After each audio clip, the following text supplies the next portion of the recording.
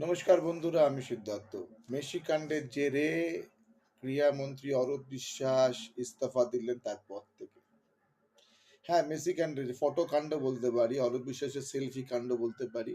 Selfie কাণ্ডের জোরে অচল অবস্থার জন্য অরূপ বিশ্বাস ইস্তফা দিলেন খুবই প্রিয় ক্রীড়ামন্ত্রীর দফতর থেকে।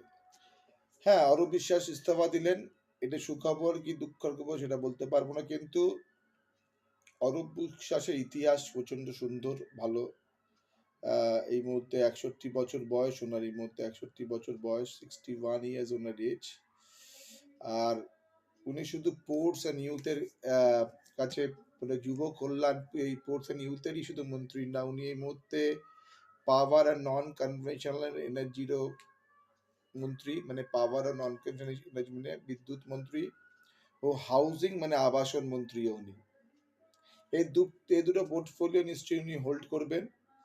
স্পোর্টস অ্যান্ড ইউথ অ্যাফেয়ার, যেন ইউথ অ্যাফেয়ার ছাড়বে কিনা বলতে পারছি না, কারণ ইউথ অ্যাফেয়ার সঙ্গে স্পোর্টসের কোনো সম্পর্ক নেই, যুব কল্যাণ ইউথ অ্যাফেয়ার। কিন্তু স্পোর্টস দপ্তর থেকে অরূপ বিশ্বাসের ছুটি হয়ে গেল। কিন্তু অরূপ বাবু এমন কি কাণ্ড ঘটালেন যে স্পোর্টস দপ্তর থেকে ওনাকে ছুটি করতে হলো। আর এমন কাণ্ড আমি কেন ঘটাবো যেখানে কিনা আমার রাজ্য অপমান হবে।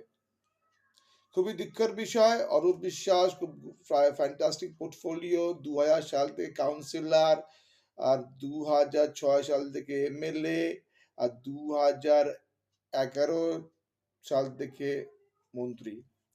11 সাল মানে 15 বছর, মানে 15 বছর দুর্দান্ত ব্যাকগ্রাউন্ড অরূপ বিশ্বাস।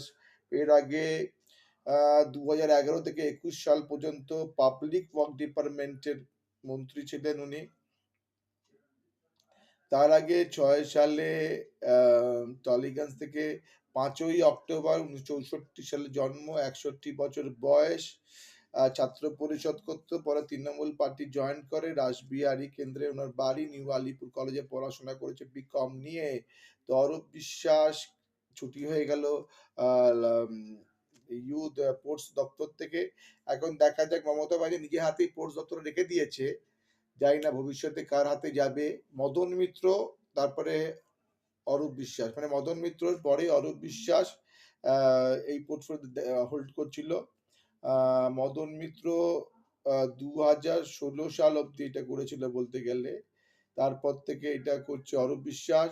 আর মেসি কাণ্ডাতে অরূপ বিশ্বাসের ছুটি হয়ে গেল এই দপ্তর থেকে। সত্যি কি টিপিক্যাল, একটা এলো বিশ্বকাপ আর মেসি আর অরূপ বিশ্বাস